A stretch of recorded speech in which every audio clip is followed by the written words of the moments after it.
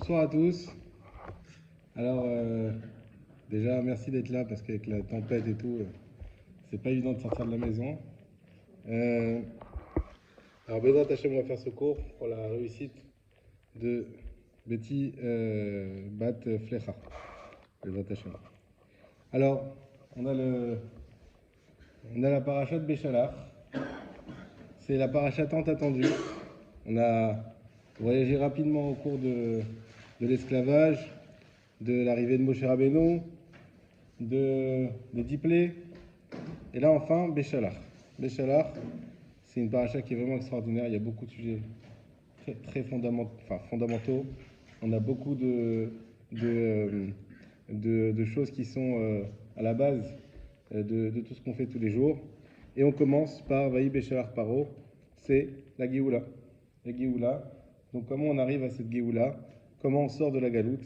C'est dans la parachat Béchalach. Ce qui est étonnant, c'est que le premier mot de la paracha, c'est Vaïhi. Les Chachamim nous disent toujours, il y a deux mots pour dire et ce fut. Veillou et Vaïhi. Vaïou, c'est quelque chose de positif, de joyeux qui arrive. Et Vaïhi, c'est quelque chose de négatif.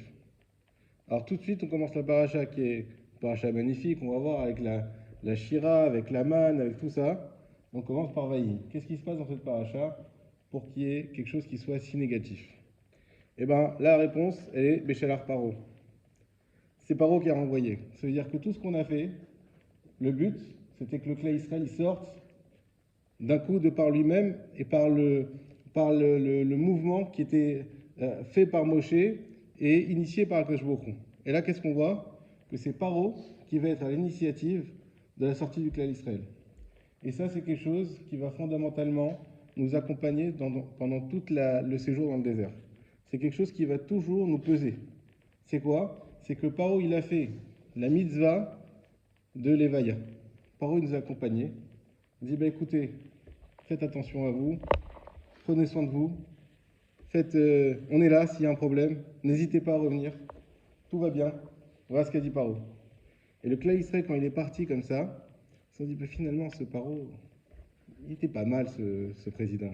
Il était pas si mal, ce dirigeant. Ça, c'est... Bon, ça va. Ça, c'est Vaïhi.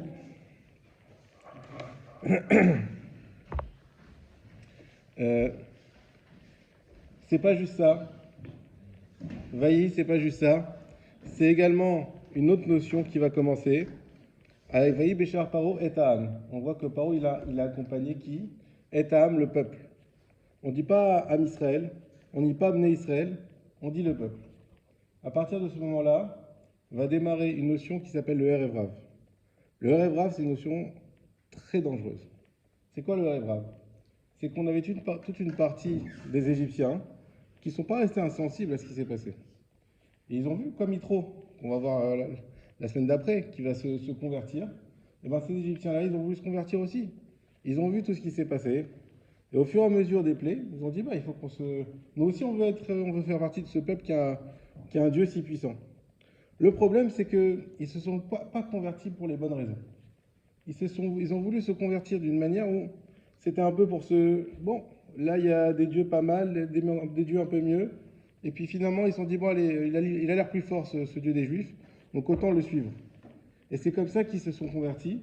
Et ce Erev Rav-là, il a été envoyé par Paro. Quand Paro il a vu ces conversions, il s'est dit, tu sais quoi, on va laisser une trace de l'Égypte.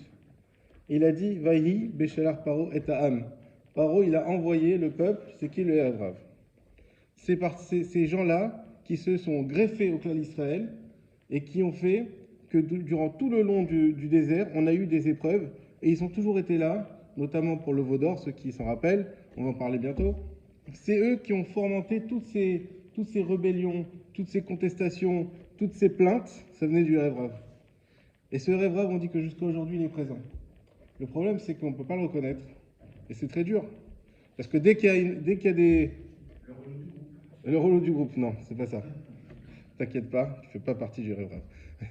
Non, mais c'est pas ça, c'est que, en réalité, c'est très simple dès qu'on s'entend pas quelqu'un de dire, c'est le Erev Rav. Si on voit on va dire une partie de religieux qui sont affiliés à un groupe, on va dire, ah non, mais eux, tu vois bien, eux, c'est le Rav, c'est pas bon ce qu'ils font. Et donc, c'est une notion très dangereuse, parce que d'un côté, c'est au sein même du clan d'Israël, et donc c'est un poison qui vient de l'intérieur. Et c'est eux, il est écrit qu'à toutes les générations jusqu'à Mashiach, c'est eux qui, durant toutes les générations, vont faire en sorte de rattacher le clan d'Israël à des mauvaises choses, de les empêcher d'avancer, de les empêcher d'arriver à une Géoula complète. En fait, c'est ça le clan d'Israël. Le but, c'est d'arriver à une Géoula complète, et on a ce Erev Rav qui tout le temps nous maintient vers l'arrière. Et ce Erev Rav, il est au sein du peuple. D'un autre côté, on a la mitzvah d'aimer son prochain comme soi-même. Et combien aujourd'hui on dit, même les gens qui sont loin, même les chilonim, même les tatata, va quand même, apprends-leur, ramène-les. Alors il y en a qui vont dire, non mais c'est le Erev Rav. Au contraire, il faut le repousser. Ce Erev Rav-là, il est rentré dans le Clan Israël à cause, entre guillemets, de Moshe.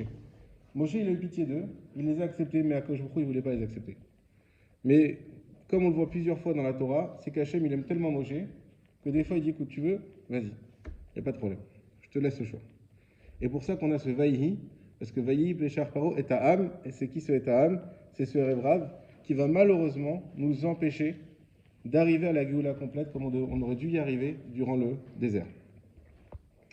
Alors le Kliyakar, il nous dit quelque chose d'incroyable. Il dit Et à âme, une autre lecture, c'est quoi Et à âme? Il pose une question, il dit regarde, on dit Vaïhi Béchar Paro, Et à âme. Velo nacham Elohim derech eretz peishim ki karov ki amar Elohim peinachem ha'am birotam milchama shuntra v'yasev Elohim et ha'am derech hamidbar. Tout le long, on voit et ha'am.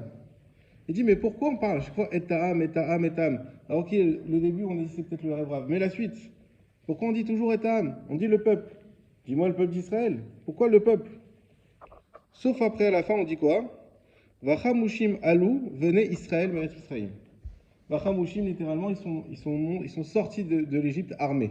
Chamushim, ça veut dire armés avec des armes. Et donc le Kliyakar, il pose la question, il dit, pourquoi le peuple, on l'appelle toujours Am, peuple, et après d'un coup, on le nomme peuple d'Israël? Il dit parce que finalement, le clan d'Israël, jusqu'à présent, même s'il y avait déjà un peuple, même s'il y avait déjà une appartenance familiale depuis Yaakov Avinu, mais il n'y avait pas encore une distinction entre le peuple d'Israël et les autres peuples. Qu'est-ce qui va distinguer le peuple d'Israël des autres peuples? C'est Chamushim. C'est quoi Chamushim? C'est Chamishe Chamshe Torah. À partir du moment où on a la Torah dans les mains, là on devient un peuple qui devient Am Israël.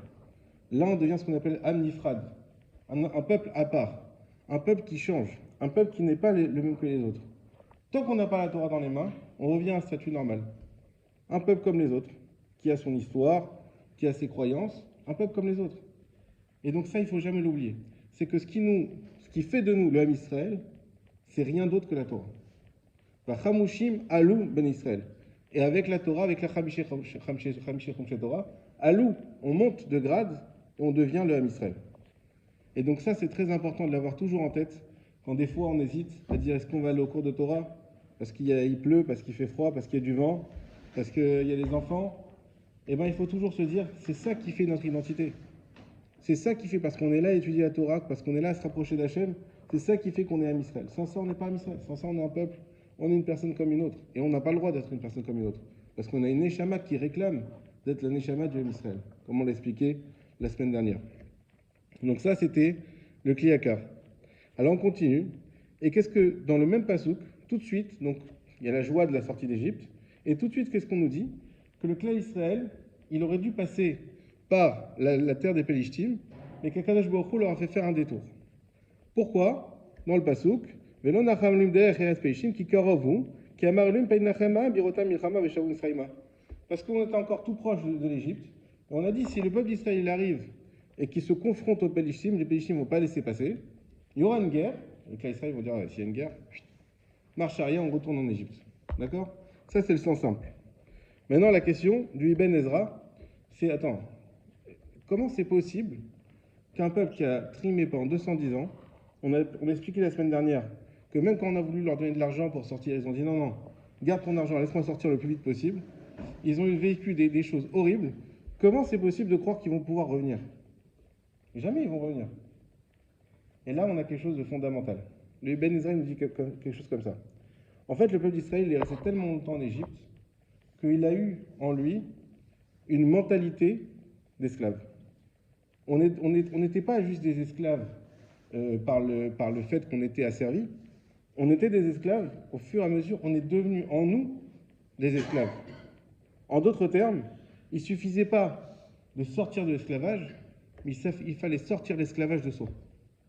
Et ça, c'est quelque chose qui est malheureusement très courant de nos jours, c'est que souvent, on devient soi-même esclave, mais parce qu'on a gardé à l'intérieur de nous, on n'arrive pas à se libérer. Pas forcément parce qu'il y a quelqu'un qui nous oppresse, mais parce qu'on a à l'intérieur de nous, on s'est mis nous-mêmes nos propres limites, nos propres obligations qui n'existent pas vraiment. Et nous-mêmes, on devient le propre esclave de toutes ces choses qui nous tourmentent des fois tous les jours. Et ça, c'est ce qui s'est passé avec l'Israël. On appelle ça un traumatisme, en d'autres termes. C'est-à-dire qu'Akadosh Baruch Hu, il a dit, je sais que mon peuple est traumatisé. C'est normal. Il sort de 210 ans d'esclavage, 2 siècles, c'est énorme. Je ne vais pas les amener tout de suite à faire une guerre. C'est impossible. Pourquoi? Mais parce que là, ils sont des esclaves. Ils ne sont pas capables de se confronter à une autre nation. Même si Dieu les aide, même si ce que vous voulez. Et c'est pour ça qu'ils ne pouvaient pas rentrer en Eretz Israël. Parce que comment voulez-vous qu'un peuple qui construit une nation, qui construit une terre, qui met un roi, qui met des administrations, qui organise tout, mais c'est un peuple d'esclaves qui ne sait rien faire. C'est un peuple d'esclaves qui est soumis. La seule chose qu'ils ont pu faire jusqu'à présent, c'est être portés par Akadosh Baruch Hu et vivre tous les miracles. Mais en aucun cas, ils étaient capables par eux-mêmes de faire quoi que ce soit. Ils étaient à ce moment-là encore complètement asservis mentalement. D'ailleurs, c'est pour ça qu'on nous dit quoi dans le Passouk? Quand ils ont passé la mer Rouge, il y a écrit là-bas